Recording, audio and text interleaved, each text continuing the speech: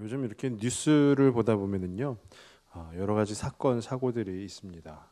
이것이 뭐 정치계 소식일 될 수도 있고, 또 연예계 소식이 될 수도 있고요, 또 사회 전반적인 그런 뉴스들이 될 수도 있습니다. 제가 그런 뉴스들을 접하면서 드는 생각 중에 하나가요. 저는 물론 그런 상황들에 대해서는 잘 모릅니다. 하지만 마음속에 그런 마음이 드는 거예요. 그냥 죄송하다고 하고 책임지면 될 것 같은데라는 마음이에요. 그냥 자기의 과오를, 그 지난날의 과오를 인정하고 죄송합니다라고 하고 모든 책임을 지면 될 것 같은데, 뭐 잘 모른다라든지 아니면 기억이 나지 않는다라든지 아니면 뭐 내가 한 일이 아니다, 다른 누군가가 한 일이다라든지 이런 부분들을 보면서 참 힘들구나. 그 자기의 죄를, 자기의 어떤 그 과오를 인정하는 것이 참으로 어려운 일이구나라는 생각이 들었습니다. 우리 부모님들이 자녀들을 양육할 때도요 마찬가지인 것 같습니다. 자녀들을 이제 훈육할 때 좀 이렇게 혼을 낼 때가 있지 않습니까? 그럴 때 우리 자녀들이 잘못했어요, 다시는 안 그럴게요라고 하면 그 훈육이 뭐 길게 들어질까요? 그렇지 않죠. 금방 끝납니다. 그래, 너의 잘못을 인정하는구나 하고 금방 끝나요. 그렇지만 반대로 나는 잘못 없어요라고 하면 어떻게 될까요? 이제 그때부터 부모님들은 슬슬 이제 열이 오르기 시작하는 거죠. 그러면서 그 결국에는 이 아이로 하여금 잘못했어요, 울면서 잘못했어요를 듣게 되는 것 같습니다. 근데 이처럼요, 이 잘못을 인정하고 고백하는 것이 어떤 면에서 보면은요, 그런 관계나 상황 가운데 그것을 회복시키는 도움이 된다라는 것이에요. 그렇게 어그러진 부분들, 그 어그러진 관계를 다시금 회복시키는데 도움이 된다라는 것입니다. 이것은요, 하나님께서 우리에게도 그런 비슷한 상황을 주셨어요. 그러니까 하나님과 우리의 관계에서도 마찬가지로요, 회개라는 것이 바로 그것입니다. 우리가 하나님 앞에 나아감에 있어서요, 하나님 잘못했습니다, 하나님 제가 잘못했습니다, 제가 제 잘못입니다 라고 하게 되면 하나님과 우리의 관계가 쉽사리 풀리게 되어지는 일들이 우리 주위에 종종 있습니다. 그래서 이 회개라는 것은요, 비단 하나님 잘못했습니다, 용서해 주세요에서 그치는 것이 아니라 나의 시선을 다시금 그 하나님께 고정하는 것, 그게 바로 회개라는 것입니다. 우리가 하나님을 바라보는 것이 회개다라는 것이 무슨 의미냐면요, 하나님, 내가 내 마음대로 살아왔었는데 이제 다시 마음을 고쳐먹고 하나님 뜻대로 살겠습니다도 동일하다라는 것이에요. 우리 성경 가운데 나오고 있는 이 이스라엘이라는 나라가 있죠. 이 이스라엘은 솔로몬 왕 이후로 두 개의 나라로 분열이 됩니다. 하나가 북이스라엘과 남유다라는 나라예요. 근데 북이스라엘은 먼저 멸망을 하였고요, 남유다는 또 버티다가 결국에는 바벨론에 의해서 멸망을 당합니다. 그럼 그들이 왜 멸망을 당했느냐 보면은요, 죄가 만연해 있었기 때문이다라는 것이에요. 그래서 하나님께서 심판을 하신 것이고, 그 심판의 결과로 나라가 멸망을 하고 그 나라의 백성들은 그 바벨론에 포로로 붙잡혀가게 되었다라는 것입니다.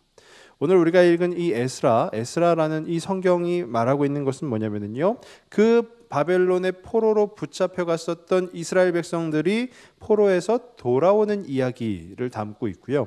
또 하나는 그 예루살렘이 바벨론의 공격으로 인해서 다 처참히 무너졌을 것 아닙니까? 그때 무너졌던 성전을 다시금 재건하는 이야기가 담겨 있습니다. 그래서 이 에스라서는 성전을 재건하는, 포로에서 돌아온 이후에 성전을 재건하는 이야기를 담고 있고요. 이 다음에 나와 있는 느헤미야는 성전은 재건이 된 상태에서 성벽을, 그 성전을 감싸고 있는 성벽을 재건하는 이야기를 담고 있습니다. 이 에스라서의 신학적인 의미를 한번 보면은요, 성전을 재건한다라는 게 뭐냐? 우리 크리스천들에게, 그리스도인들에게 주어지는 메시지는 신앙이 회복되어지는 것을 말하는 것이에요. 나의 신앙이 내가 하나님의 백성으로서, 하나님의 자녀로서 이 땅 가운데서 살고 있다가 여러 어려운 일들을 만남으로 인해서 나의 신앙의 회의도 생기고 나의 신앙의 어려움도 있었는데 그것이 다시금 회복되어지는 것, 그것이 성전 재건과 비슷한 맥락이다라는 것입니다. 이 신앙의 회복은요, 다름 아니라 백성의, 즉 우리의 영적인, 도덕적인, 사회적인, 그러니까 모든 관계, 우리의 직장, 우리의 가정, 우리의 모든 일들 가운데 그것이 회복되어지는 것과도 마찬가지라는 것이에요. 그래서 우리 많은 분들이 들어보셨을 것입니다. 신앙이 회복되어지면, 우리의 믿음이, 즉 하나님 앞에 서 있는 그 믿음이 회복되어지면 우리의 삶이 어떻게 될까요? 형통해진다라는 것이죠. 이것은 내가 어떤 회사에 문제가 있다, 직장에 문제가 있다 하여도요, 신앙이 회복되어지면 그 신앙의 힘으로, 또 하나님이 주시는 은혜로 말미암아 나의 다른 부분들에 놓여져 있는 그 산적해 있는 문제들 또한 다 해결되어진다라는 것이에요. 하나님의 뜻 가운데 해결되어진다라는 것입니다. 그래서 에스라서는요, 크게 세 가지 축이 있습니다. 그게 뭐냐면은요, 포로에서 귀환하는 이야기가 있고요, 또 하나는 성전을 재건하는 이야기가 있고, 또 저희가 오늘 읽은 10장과 또 그 앞에 있는 9장, 10장, 그 두 장에 걸쳐서는요, 공동체의 영적인 각성을 담고 있습니다. 이 말은요, 성전을 포로에서 돌아왔습니다. 그리고 성전을 다시 지었어요. 그리고 이스라엘 백성들이 그 가운데서 무엇을 했냐? 죄를 자복하고 그 공동체, 즉 이스라엘 백성들이 영적인 각성을 하는, 개혁을 하는, 그렇게 하나님 앞에 다시금 나아가는 그 일이, 그 스토리가 기록된 것이 바로 에스라라는 것입니다. 오늘 저희가 함께 읽은 이 10장 그 1절부터 5절 그 앞부분의 내용은 뭐냐면요, 죄를 자복하는 것입니다. 이 자복이라는 단어의 뜻이 저지른 죄를 자백하고 복종함이라는 거예요. 복종한다라는 거죠. 내가 내 죄를 자백하고 용서를 구하고 복종한다. 이것은 사람과 사람 사이의 관계에서는 있을 수가 없는 일입니다. 그럼 누구와 누구의 관계에서 있을 수 있냐? 우리의 절대적인 존재가 되시는 하나님과 나 사이에, 하나님과 우리 사이에 있는 것이에요. 그래서 우리가 하나님 앞에 나의 죄를 자복한다라는 것은요, 그냥 단지 하나님 내가 이것 좀 잘못했으니까 용서해 주세요가 아니라, 하나님 내가 이 죄를 하나님 앞에 자백합니다. 하나님께서 이 죄를 다 거두어가 주시고 이제 앞으로는 제가 하나님의 자녀로서, 하나님께 메인바 된 사람으로서 하나님의 뜻에 맞추어 살겠습니다 라는 이야기를 담고 있는 것이에요. 근데 오늘 이 본문 가운데 그러면 이 이스라엘 백성들이 포로에서 돌아와서 성전을 재건하였지만 이 이스라엘 백성들이 무슨 죄를 지었느냐 보면은요, 그 말씀 가운데 기록이 되어 있는데 뭐라고 되어 있냐면요, 이방 여인들과 결혼을 하였다라는 거예요. 통혼을 하였다라는 거죠. 누구랑요? 이방 여인들과. 그럼 말씀을 딱 들으시면 그게 무슨 죄일까라고 생각을 하실 수도 있어요. 왜냐하면 요즘에는 워낙에 국제 결혼도 많고 하니까요. 그래서 심지어 미국의 어떤 그 이민교회 목사님께서 이 말씀을, 이 본문을 전하시면서 국제 결혼은 안 된다라고 말씀을 전하신 거예요. 그냥 표면적으로, 정말 표면적으로. 그러니까 그 안에 있던 1.5세대들이 심지어는 미국인과도 많이 결혼을 하였는데 그들 마음 가운데 어떻게 됐을까요? 굉장히 낙심하게 되는 거죠. 우리가 잘못한 것인가라는 것인데, 이 성경 말씀은 바로 볼 수도 있지만 그것보다 국제 결혼은 안 된다 이게 아니고요, 하나님의 명령을 어겼다라는 것에 초점을 맞출 필요가 있을 것 같습니다. 그러니까 이 유대인들이죠, 이스라엘 백성들이. 이 이스라엘 백성들이 하나님이 뭐라고 명령하셨냐면요, 너희끼리 그 안에서 같은 민족끼리 혼인하고 가정을 이루고 살아라라는 거예요. 절대로 이방인들과는, 이방 민족들과는 결혼을 하지 말아라라고 말씀하신 겁니다. 근데 그에 대해서 이 이스라엘 백성들이 어떻게 해요? 그걸 어기고 하나님의 명령을 어겼다라는 것이에요. 그러니까 무엇보다 이들이 범한 죄가 무엇입니까? 하나님의 명령을 어긴 죄가 되는 것이죠. 이 죄라는 부분에 대해서 좀 더 쉽게 한번 보면은요, 죄라는 것은 다름이 아니라 저는 그렇게 정의를 내리고 싶습니다. 하나님의 얼굴을 가리는 것, 그게 바로 죄라고 생각이 들어요. 만약에 예를 들어서요, 저희가 창문이 하나 있는데 그 창문 밖의 풍경을 보면 너무 좋겠죠. 근데 이 창문이 지저분해요. 막 얼룩이 져 있고 흙탕물이 튀어 있고 해가지고 창문 밖이 보이지 않아요. 그럼 그 밖의 풍경을 볼 수 없듯이 저희도 하나님을 바라볼 때, 하나님의 자녀로서 하나님을 바라볼 때에 그런 창문이 하나 있는데, 이 죄라는 것은 그 창문에 덕지덕지 붙은 더러운 것이다 라는 거예요. 하나님의 얼굴을 가리우기 때문에 어떻게 될까요? 하나님을 볼 수 없게 만드는 것이 바로 이 죄라는 것이에요. 그러면 우리가 다시금 하나님을 보기 위해서는 무엇이 필요합니까? 그 죄를 닦아내야죠. 거두어 가야 돼요. 그것이 바로 자복이라는 겁니다. 그걸 쉽게 회개라고도 할 수 있고요. 그게 바로 오늘 말씀 가운데서는 자복이라고 표현을 하고 있는 것입니다. 이 자복에는 어떠한 힘이 있어요. 그 힘이 무엇이냐? 오늘 한번 본문을 같이 보시면은요. 오늘 1절 앞부분에 이렇게 되어 있습니다. 에스라가 하나님의 성전 앞에 엎드려 울며 기도하여 죄를 자복할 때에라고 되어 있어요. 그러니까 에스라가 제사장인데요. 이 에스라가 하나님의 성전에서 이제 죄를 자복하는 것입니다. 이스라엘 백성의 모든 죄를 하나님 앞에 들고 나아가는 것이에요. 그래서 하나님의 얼굴을 가리우고 있던 그 죄를 하나씩 하나씩 걷어낸 것입니다. 근데 이 에스라의 자복이 어떤 영향을 미쳤냐면요. 바로 그 뒷부분을 보시면은요. 많은 백성이 크게 통곡하며 이스라엘 중에서 백성의 남녀와 어린아이의 큰 무리가 그 앞에 모인지라. 말씀에는요, 처음에는 시작이 에스라가 혼자 하나님의 성전에서 자복을 하는 것입니다. 근데 그 에스라의 자복하는 모습을 보고 많은 백성이 함께 통곡을 하는 것이에요. 그리고 백성의 남녀 어린아이, 즉 모든 이들이 그 앞에 함께 나왔다라는 거예요. 그러면서 그 뒤에 이야기는 다름 아닌 이들도 죄를 자복하였다라는 것이죠. 이처럼 이 자복에는요, 죄를 자복하는 것에는 힘이 있습니다. 그 힘이 무엇이냐면요, 혼자 내가 자복한다고 해서 나만 회복되어지는 것이 아니라 그 전체 공동체를 살려내는, 그 공동체를 회복시키는 놀라운 힘이 있다라는 것이에요. 아마 많이들 들어보셨을 텐데요. 저희 그 한국에 1907년도에 평양 대부흥 운동이라고 있었습니다. 근데 그 평양 대부흥 운동에 길선주 당시 장로님이었는데 나중에는 목사님이신데요. 당시 길선주 장로님이 그 부흥회 중에, 예배 중에 갑자기 일어나셔서 그 본인의 죄를 자복하는 거예요. 무슨 자복이었냐면 하나님 제가 사람을 죽였습니다. 이런 극단적인 그런 큰 무시무시한 죄가 아니라 하나님 제가 이 형제들을 질시하였습니다라는 거예요.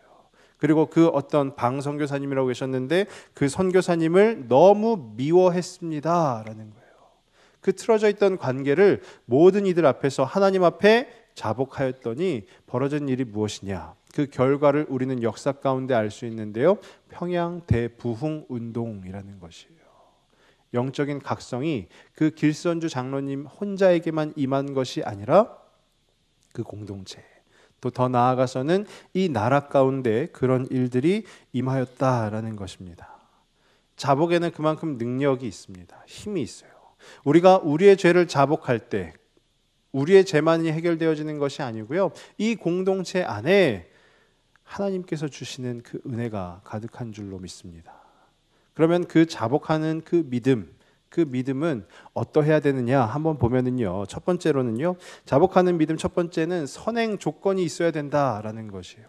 어떤 선행 조건이냐면은요. 말씀 가운데 순서상으로 이 에스라서 전체 10장으로 되어 있는데요. 에스라서 전체 순서상으로 죄를 먼저 자복한 것이 아니에요. 1차로 포로를 귀환 왔고요. 그 다음에 성전을 다시 무너져 있던 성전을 재건을 했습니다. 그리고 2차 포로 귀환이 왔고요. 그 뒤이어서 이제 후에 성전이 다 재건이 된 후에 이스라엘 백성들이 에스라를 통해 죄를 자복하게 되었다라는 것이에요. 그러니까 죄를 회개함이 먼저가 아니라 무엇이 먼저일까요? 성전 재건이 먼저라는 것입니다.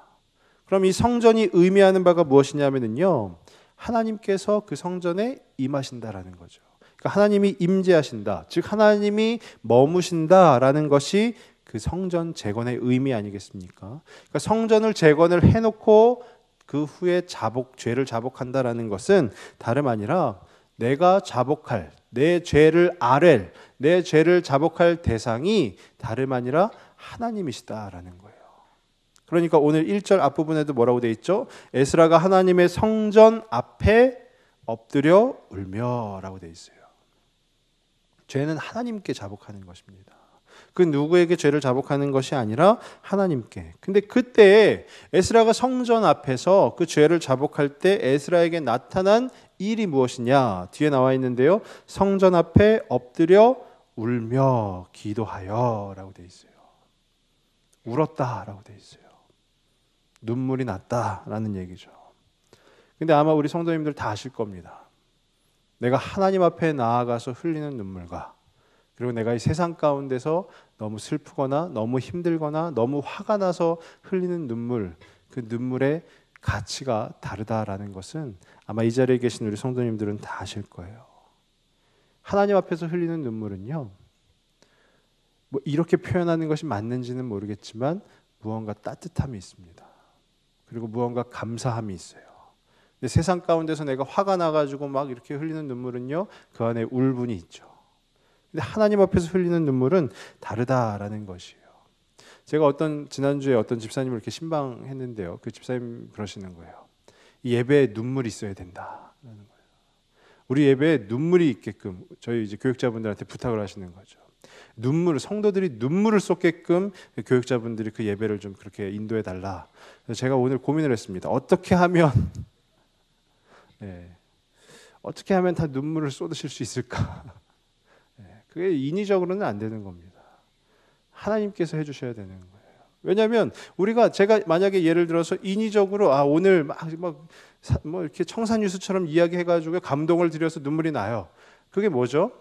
그냥 세상적인 눈물입니다. 그렇지만 우리가 하나님 앞에 이 자리에 임재하고 계시는 그 하나님 앞에 나아가서 간구하고 죄를 자복하면 눈물이 나요. 그 눈물은 인간이 만들어낼 수 없는 눈물이다라는 것이에요. 저는 간절히 바라기는 우리 모든 성도분들이 하나님 앞에 나아가실 수 있었으면 좋겠습니다. 하나님이 임재하신 바로 그 자리에 나아가셔서 그 죄를 자복할 때 우리 가운데 부어주시는 그 눈물, 그 값진 눈물이 바로 우리 성도님들에게 넘치길 바랍니다. 그 눈물이요. 저도 그 눈물에 대해서 한 일화가 있는데요. 그게 뭐냐면요. 신대원 입시를 준비할 때였습니다. 신대원 입시를 준비할 때 그때 결혼을 한 상태였고요. 또 저희 큰 아이가 약 한 100일 정도 된 상태였습니다. 그러니까 가정을 이미 이룬 것이죠.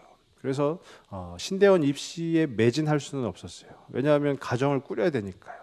제가 나가서 일을 안 하고 돈을 안 벌면 이 가정, 집에 있는 처자식은 무엇을 먹습니까? 그러니까 제가 새벽에 일어나서 아침에 그때는 인천에서 서울로 출퇴근을 할 때였는데요. 회사에 가서 하루 종일 일을 하고 회사가 퇴근하면 바로 독서실로 갔습니다. 독서실 가가지고 한 새벽 1~2시까지 이렇게 공부하고 그랬었는데 그때 뭐 그것만 힘들었다라는 게 아니라 그때 뭐 제 개인적인 이야기지만 뭐 삶에서도 좀 많은 어려움들이 있었어요. 힘듦이 있었어요. 근데 어느 날인가 제가 이렇게 회사를 마치고 독서실에 가려고 딱 했는데요. 그때 뭐 일이 있어서 좀 늦게 갔습니다. 근데 그 밤에 독서실 앞에 딱 갔는데 들어가기가 싫은 거예요. 공부하기 싫은 게 아니라 들어가기가 싫은 거예요. 왜 그러냐면 이 마음 가운데 너무 불편함이 있으니까 들어가기가 싫은 거예요. 그래서 차를 다시 다른 데로 몰았습니다. 어디로 몰았냐면요, 큰 교회로 갔어요. 왜냐하면 작은 교회를 가면 문이 잠겨 있을 것 같아서 큰 교회를 갔습니다. 큰 교회 갔더니 큰 교회도 문이 잠겨 있더라고요. 근데 거기는 밤에 이렇게 그 경비를 보시는 집사님이 계시더라고요. 그래서 제가 그 집사님을 처음 뵙는 분인데 사정을 했습니다. 집사님, 제가 조금 기도를 해야 될 것 같은데요. 혹시 실례가 안 된다면 문을 좀 열어주실 수 있을까요? 근데 그 집사님 본당문은 안 되고 소예배실 문을 열어주시겠다는 거예요. 그래서 소예배실을 열고 들어갔습니다. 근데 소예배실이 저희 교회보다 커요. 소예배실을 딱 들어가서 자리에 딱 앉아 있는데요. 그 교회는 저희 교단이 아니기 때문에 앞에 십자가가 딱 이렇게 밝은 빛을 비추고 있는 것이에요. 그 십자가를 보는 순간 자리에 앉아 있다가 바닥에 엎드릴 수밖에 없었습니다. 그리고 곧 제 눈에서는 눈물이 막 주룩주룩 이렇게 흘러내렸죠. 그러면서 제가 기도한 바는요, 무엇이었냐? 저의 죄를 자복한 것이었습니다. 하나님, 이게 뭐가 힘들다고 저는 그렇게 늘상 불평만 하고 살아갈까요? 뭐가 힘들다고 그렇게 그냥 타박만 하고 살아갈까요? 그리고 그냥 그런 마음이 들었어요. 근데 제가 그때 어디에 있었던 거죠? 십자가 앞에 즉 하나님 앞에 있었던 것입니다. 그냥 하나님 앞이, 십자가 앞이 아니었다면, 제가 만약에 독서실에 들어가서 독서실 책상이었다면 물론 그 자리에도 하나님은 계시죠. 근데 상징적으로 설명을 드리면 그냥 그 눈물은 참 많이 힘들다라고 해서 흘리는 눈물이었을 거예요. 근데 그 십자가 앞에서, 주님이 바라보고 계시는 그 자리 앞에서 흘리는 눈물은요, 이제 죄를 자복하고 난 후에 감사의 눈물이 되는 것이에요. 그리고 다시금 그 삶을 이어갈 수 있는 그 힘을 주시는 눈물이 된 것입니다. 저는 간절히 바라기는요, 저와 우리 모든 성도님들이 그 하나님 앞에 나아가실 수 있기를 바랍니다. 물론 하나님의 임재가 우리의 가정에서도 있을 수 있고요, 어디에서든지 하나님께서 함께 하십니다. 하지만 그렇게 따지면 우리가 교회에 뭐하러 모입니까? 이 교회, 이 성전에 하나님께서 늘 계시다라는 것이에요. 그러니까 우리가 이 성전에 나와서 하나님 앞에 죄를 자복할 때에 하나님께서 우리 가운데 그 모든 삶의 어려운 부분들을 풀어나갈 수 있는 그 힘을 주시는 줄로 믿습니다. 그러면 두 번째로 자복하는 믿음의 두 번째는 무엇이냐? 결심을 해야 된다라는 것입니다. 오늘 본문 2절과 3절을 제가 다시 한번 읽어드리겠습니다. 엘람 자손 중 여이엘의 아들 스가냐가 에스라에게 이르되 우리가 우리 하나님께 범죄하여 이 땅 이방 여자를 맞이하여 아내로 삼았으나 이스라엘에게 아직도 소망이 있나니 곧 내 주의 교훈을 따르며 우리 하나님의 명령을 떨며 준행하는 자의 가르침을 따라 이 모든 아내와 그들의 소생을 다 내보내기로 우리 하나님과 언약을 세우고 율법대로 행할 것이라. 아멘. 이 스가냐라는 사람이 나옵니다. 그래서 이 스가냐라는 사람이 이제 대표격으로 이야기를 하는 거죠. 무엇을 얘기하냐면 우리가 이런 죄를 범하였다라는 거예요.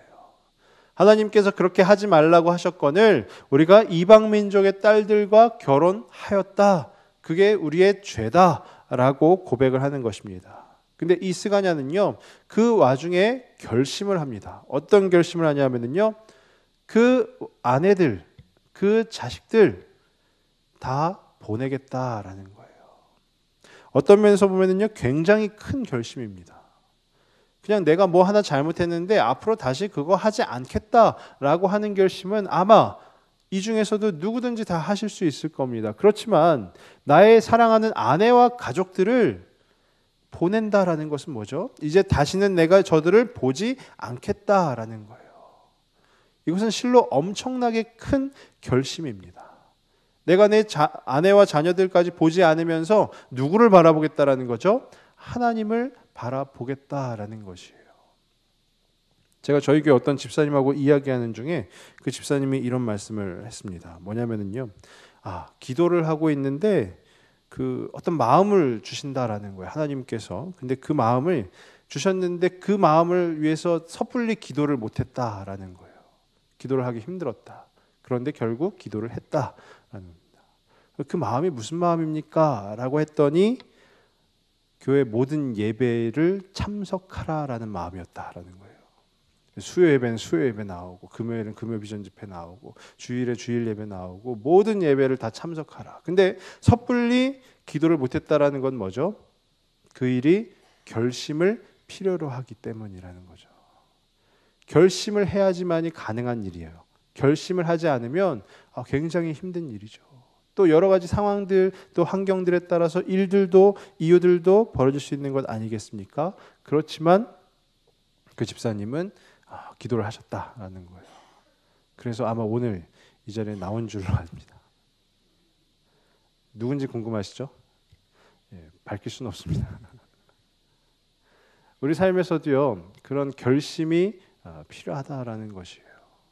내가 하나님 앞에 나아갈 때, 내가 하나님의 뜻에 순종하고자 할 때 아마 우리가 하는 결심은요, 지금 이 본문 가운데 나오는 스가냐의 결심하고는 비교도 안 될 것입니다.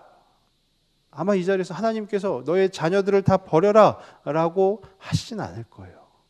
어쩌면 우리가 충분히 할 수 있는 일들을 하나님이 주시는 그 도우심으로, 인도하심으로, 그 힘으로 할 뿐이지, 우리가 정말 가족과 헤어질 정도의 그 놀라운, 그 너무나도 진짜 극단적인 그런 결심을 이끌어내시진 않을 거란 거예요. 근데 물론 그런 경우도 있을 수는 있겠죠. 그 스가랴의 결심은요, 웬만한 사람은 하기 힘든 결심입니다. 근데 그 스가랴는 결심을 했어요. 왜 결심을 했냐? 한번 말씀 가운데서 보면은요, 2절 마지막 부분에 그 스가랴가 직접적으로 이렇게 고백합니다. 이스라엘에게 아직도 소망이 있나니라는 거예요.